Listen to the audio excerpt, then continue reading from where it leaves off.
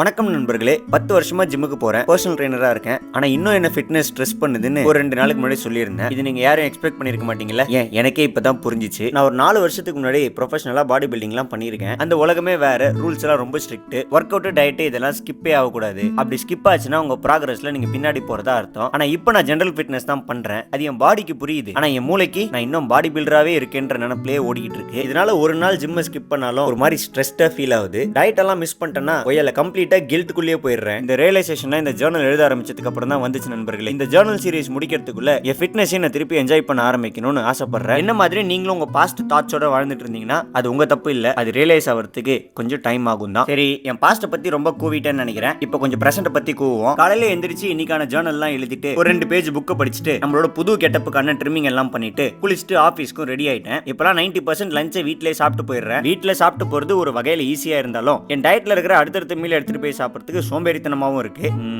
பாருங்க எதெல்லாம் எனக்கு பிரச்சனையா வருதுன்னு. என் வீடியோஸை கொஞ்சம் க்ளோஸா வாட்ச் பண்ணியிருந்தீங்கன்னா உங்களுக்கே நல்லா தெரிஞ்சிருக்கும். இப்பெல்லாம் காஃபி திருப்பி கம்மியாக தான் குடிக்கிறேன். அந்த வகையில் சாயந்தர வேலையில் ஒரு காஃபியை போட்டுட்டு இன்னைக்கு நைட்டு 1 மணி வரைக்கும் டர்ஃப்ல மேட்ச் புக் பண்ணியிருந்தாங்க. நானும் இந்த தூக்கத்தெல்லாம் கொஞ்சம் ப்ரையாரிட்டியா வச்சு விளையாடுறதுக்கே போல. இன்னைக்கு கொஞ்சம் விளையாடணும்னு தோணுனதுனால நம்ம ருட்டீனை பிரேக் பண்ணிட்டு நானும் விளையாடுறதுக்கு போயிட்டேன். விளையாடி முடிச்சுட்டு வீட்டுக்கு வந்துட்டு குளிச்சுட்டு ஜர்னல் எழுதிட்டு இன்னைக்கு நாளையும் முடிச்சுக்கிட்டேன் நண்பர்களே. கரெக்டா பாய்.